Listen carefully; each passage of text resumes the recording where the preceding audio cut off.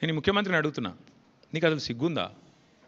Maharashtra police వాళ్ళు వచ్చి ఇక్కడ నెలల తరబడి ఆ కంపెనీలో కూలీలుగా చేరి, కార్మికులుగా చేరి, నెలల తరబడి పరిశోధించి, చివరికి అది డ్రగ్స్ అని తెలుసుకున్న తర్వాత, నిర్ధారించుకున్న తర్వాత, నీకు ఖబర్ లేకుండా, నీ పోలీసు వాళ్ళకి ఖబర్ లేకుండా, నీ ఇంటెలిజెన్స్ వ్యవస్థ కుప్పగూలిపోయి, వాళ్ళు వచ్చి దాడి చేసి, మహారాష్ట్ర పోలీసు వాళ్ళు వచ్చి హైదరాబాద్లోని చర్లపల్లిలో దాడి చేసి 12,000 కోట్ల డ్రగ్స్ పట్టుకున్నారు. నేను ముఖ్యమంత్రిని అడుగుతున్నా, నీకేమైనా ముడుపులు ముట్టినాయి ఇలా?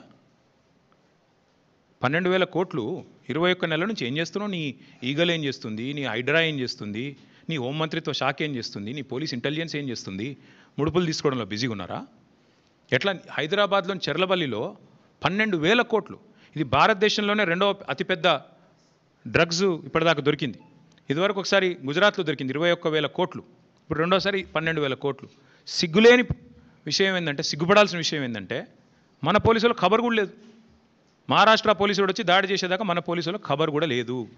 ముఖ్యమంత్రి గారికి ముడుపులు అందినాయి అనేది నా అనుమానం. అందుకే చూసి చూడనట్టు వేయండేమో, లేదా ముఖ్యమంత్రి బిజీగా ఉన్నాడేమో. ఏది? ఎవడు రీట్వీట్ అవుతుండు వాని మీద కేసు పెట్టుర్రి, ఎవడు పోస్ట్ పెడుతుండు వాని అర్జెంట్ లోపలేయండి, లేదా గణేష్ కాడ పోయి కొద్దిగా స్టంట్ కొట్టినట్టు చేద్దాం, అక్కడ కేసీఆర్ పాటలు బాగా పెడుతురు, పోలీసు వాళ్ళు డీజే బాక్సులు గుంజుకోవాలి, యాంప్లిఫైర్లు గుంజుకోవాలి. గదే పని ఏమన్నది ఇవాళ పోలీసులకు రాష్ట్రంలో పని? పాపం పోలీసుల బండ్లలో డీజిల్ దిక్కులేదు. మేము మమ్మల్ని అరెస్ట్ చేస్తుంటే హరీష్ రావు గారు అడిగినారు, ఏమైనా నీకు టీఏ వచ్చిందని అడిగారు. పాపం ఆయన నవ్వుతుండు పోలీసు ఆయన. డిఏ వచ్చినాదా, టీఏ వచ్చినాదా, మీ బండ్లలో డీజిల్ అని వస్తున్నాదా అంటే చెప్పలేకపోతున్నారు. పోలీసు వాళ్ళు నవ్వుతున్నారు. అట్లాంటి పరిస్థితి ఉన్నది వాళ్ళు. అందుకే ఈ రాష్ట్ర హోంమంత్రికే ముడుపులు అందినట్టుగా నాకైతే అనుమానం ఉంది.